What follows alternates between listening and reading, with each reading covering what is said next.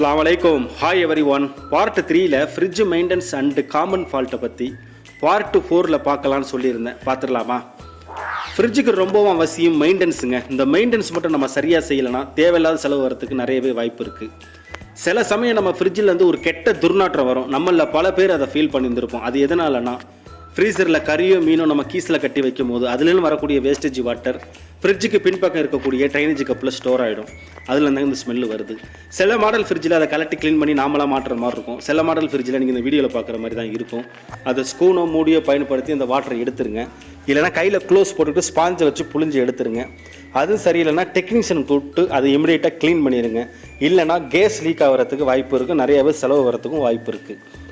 அடுத்து பார்த்தீங்கன்னா low voltage fluctuation. அந்த மாதிரி நேரத்தில் லோ வோல்டேஜ் இருக்கும் நேரத்தில் ஃப்ரிட்ஜை நீங்கள் ஆஃப் பண்ணி ஃப்ளக்கை ரிமூவ் பண்ணி வைக்கிறது ரொம்பவும் நல்லது. ஃப்ரிட்ஜுக்கு ரொம்பவும் பாதுகாப்புங்க. அடுத்து நம்ம பார்க்க இருப்பது கேஸ்கெட். ரொம்ப வீட்டில் இந்த டோர் பிரச்சனை இருக்குது. டோர் சரியாக ஒட்ட மாட்டுது. ஃப்ரிட்ஜ் வாங்கி 2 வருஷத்தில் டோர் சரியாக ஒட்டலைன்னா கம்ப்ளைண்ட் வரும். அது எதனாலனா அந்த கேஸ்கெட்டில் உள்ளே இருக்கக்கூடிய அழுக்கு தாங்க.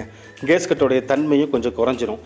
அப்படி இருக்கிறப்ப நீங்கள் அந்த கேஸ்கெட் அழகாக லாக் டைப் தான் ரிமூவ் பண்ணிவிட்டு உள்ளுக்குள்ளே இருக்கக்கூடிய அழுக்கை கம்ப்ளீட்டாக தொடச்சிட்டு அந்த கேஸ்கெட்டை சுடு தண்ணி, அதாவது ஹாட் வாட்டரில் ஒரு 1 ஹவர் நல்லா ஊற வைங்க. அப்படி இல்லைன்னா ஹேர் டைரை வச்சு வார்ம் அப் பண்ணிவிட்டு அதுக்கப்புறம் கேஸ்கெட்டை ஃப்ரிட்ஜோட டோரில் இன்ஸ்டால் பண்ணிங்கன்னா ஒட்டுறதுக்கு 50% வாய்ப்பு அதிகமாகவே இருக்குது. அடுத்து ரொம்ப முக்கியமாக நம்ம பார்க்க இருப்பது ஃப்ரீசர் பாக்ஸ். ஃப்ரிட்ஜில் ரொம்ப ஓவர் ஐஸ் கட்டி இருக்குதுன்னு சொல்லிட்டு நம்ம கத்தியை வச்சு குத்தி அந்த ஐஸை பேக்குறோம். அப்படி பண்ணுறனால ஃப்ரீசரில் ஓட்ட விழுந்து கேஸ் லீக் ஆகி பெரிய செலவில் கொண்டு இழுத்து விடுறதுக்கான நிறையவே சான்ஸ் இருக்குது. ஃப்ரீசரில் ஐஸ் ஓவராக கட்டுதுன்னா ஃப்ரிட்ஜை ஆஃப் பண்ணி போட்டுருங்க. டெக்னீஷியன் கூப்பிட்டு பாட்டுருங்க. ஏன்னா அந்த சுவிட்சு கூட ஃபால்ட்டாக இருக்குது, நிறையவே சான்ஸ் இருக்கும். அடுத்து பார்த்தீங்கன்னா ட்ரைனேஜ் ப்ராப்ளம். இது ஃப்ரிட்ஜு வாங்கி புதுசுலேயே டோரை திறந்தால் தண்ணி முன்பக்கமாக ஊற்றுது, நிறைய கம்ப்ளைண்ட் இருக்கும். அந்த மாதிரி நேரத்தில் நீங்களே இந்த வீடியோவில் பாருங்கள். ஒயரோ கேபிளோ வச்சு அந்த ட்ரைனேஜ் கப்பு அதிலே கொடுத்துருப்பாங்க. அதை க்ளீன் பண்ணினாலே தண்ணி வெளியில் போயிடும். தெரியலன்னா டெக்னீஷியனை கூப்பிட்டு பண்ணிடுங்க.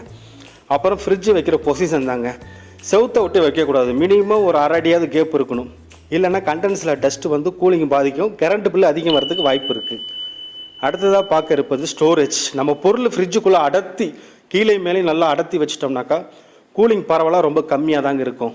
ஐஸ் பிடிச்ச மாதிரி இருக்கும், ஆனால் ஒரு எஃபெக்டிவாக இருக்காது. வைக்கிறது எல்லாமே காய்கறிலாம் கெட்டு போகும். நெக்ஸ்ட் பார்த்தீங்கன்னா ஃப்ரிட்ஜுக்கு ஸ்டெபிலைசர் ரொம்பவும் அவசியங்க. ஏன்னா இப்போ வரக்கூடிய எல்லாமே inverter model type fridge, PCB board இருக்கும். அதனால் ஸ்டெபிலைசர் போட்டு பயன்படுத்துங்க. ஃப்ரிட்ஜுக்கு ரொம்பவும் பாதுகாப்பு. மீண்டும் வேறு ஒரு வீடியோவில் சந்திப்போம். ஃபாலோ பண்ணுங்கள், சப்ஸ்கிரைப் பண்ணுங்கள்.